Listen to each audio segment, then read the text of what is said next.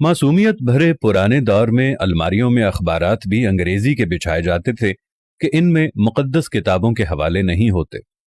छोटी से छोटी कोताही पर भी कोई ना कोई सुना सुनाया खौफ आड़े आ जाता था।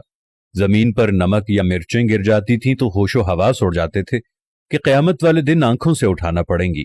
गदागरों को पूरा मोहल्ला जानता था और घरों में उनके लिए खुसूसी तौर पर खुले पैसे रखे जाते थे। मोहल्ले का डॉक्टर एक ही सिरिंज से एक दिन में 50 मरीजों को टीके लगाता था, लेकिन मजाल है किसी को कोई इन्फेक्शन हो जाए। यरकान या शदीद सरदर्द की सूरत में मौलवी साहिब माथे पर हाथ रखकर दम कर दिया करते थे और बंदे भले चंगे हो जाते थे। घरों में खत आते थे और जो लोग पढ़ना नहीं जानते थे वो डाकिये से खत पढ़वाते थे। डाकिया तो गोया घर का एक फर्द शुमार होता था।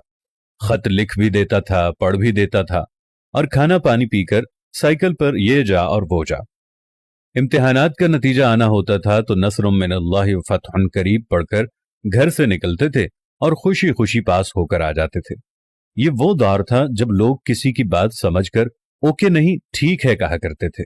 मौत वाले घर में सब महल्लेदार सच्चे दिल से रोते थे और खुशी वाले घर में हकीकी कहकहे लगाते थे। हर हमसाया अपने घर से सालन की प्लेट साथ वालों को भेजता था और उधर से भी प्लेट खाली नहीं आती थी। मीठे की 3 ही अक़साम थी, हलवा, जर्दा चावल और खीर। आइसक्रीम दुकानों से नहीं, लकड़ी की बनी रेड़ी से मिलती थी जो म्यूजिक नहीं बजाती थी। गली गली में साइकिल के मैकेनिक मौजूद थे। जहां कोई ना कोई महल्लेदार कमीज का कोना मुंह में दबाए पंप से साइकिल में हवा भरता नजर आता था। न्याज बढ़ती थी तो सबसे पहला हक बच्चों का होता था। दूध के पैकेट और दुकानें तो बहुत बाद में वजूद में आईं। पहले तो लोग भैंसों के बाड़े से दूध लेने जाते थे।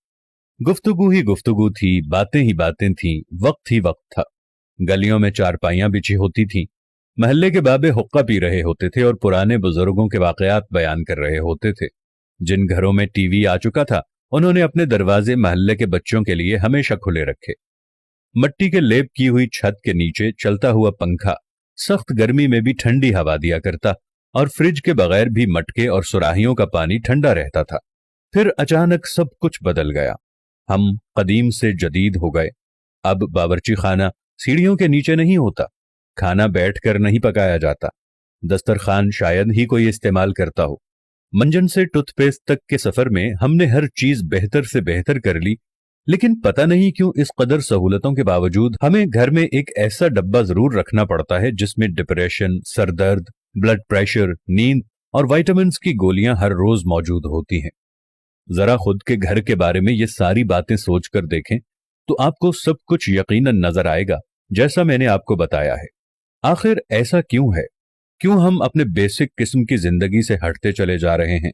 मैं आज भी आप लोगों से कह रहा हूं, आप साथ वालों के दुख दर्द बांटना शुरू कर दो। आप गरीबों के दुख में दर्द बांटना शुरू कर दो। आप साथ वालों के साथ प्यार मोहब्बत रखना शुरू कर दो। थोड़ी सी माजी की जिंदगी को दोबारा अपनाना शुरू कर दो। मट्टी के बर्तन में खाना खाना शुरू कर दो। दुनिया जहां की नेमतों से दूर हट जाओ। ओवन और फ्रिज को इस्तेमाल करना छोड़ दो।